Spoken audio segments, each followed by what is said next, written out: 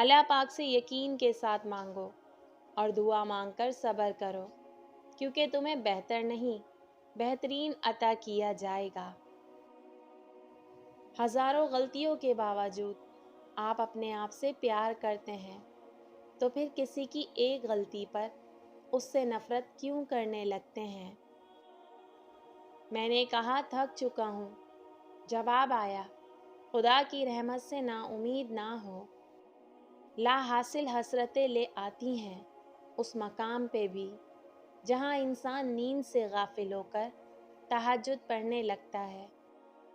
جب اللہ تمہیں کنارے پر لا کھڑا کر دے تو اس پر کامل یقین رکھو، کیونکہ دو چیزیں ہو سکتی ہیں، یا تو وہ تمہیں تھام لے گا یا تمہیں اڑنا سکھا دے گا۔ جب ساری دنیا موقع دیتی ہے تو اس وقت بھی اللہ آپ کے ساتھ ہوتا ہے۔ طویل ہے مسافت مگر منزل کا یقین ہے، آزمائش سخت ہے مگر وہ بھی تو رحیم ہے۔ مجھے راستوں سے مت ڈراؤ اے دنیا والو، میں جس کی آس پر ہوں وہ رب کریم ہے۔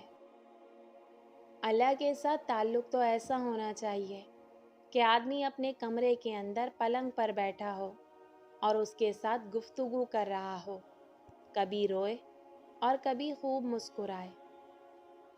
زندگی روز کچھ نہ کچھ سکھاتی ہے، لیکن بنیادی چیز یہ ہے کہ انسانوں سے توقعات کم سے کم رکھیں اور اوپر جو ذات ہے اسی پر توکل رکھیں۔ جو رب کی یاد میں روتے ہیں وہی لوگ سکون میں ہوتے ہیں۔ اور پھر تمہیں کیا معلوم کہ جب کوئی بھیگی آنکھیں سختی سے رگڑ کر، لمبی سانس کھینچ کر، تلخ مسکراہٹ لبوں پر سجائے آسمان کی طرف دیکھے تو وہ ضبط کی کس انتہا پر ہوتا ہے۔ اپنوں کو ہمیشہ اپنے ہونے کا احساس دلاؤ، ورنہ وقت آپ کے اپنوں کو آپ کے بغیر جینا سکھا دے گا۔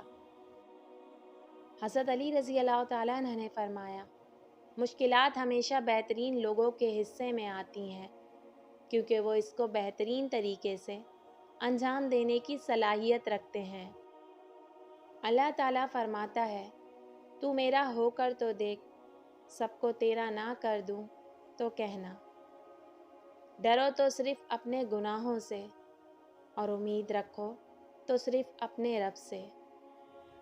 کبھی کسی کے سامنے اپنی صفائی پیش نہ کرو، کیونکہ جسے تم پر یقین ہے اسے ضرورت نہیں، اور جسے تم پر یقین نہیں وہ مانے گا نہیں۔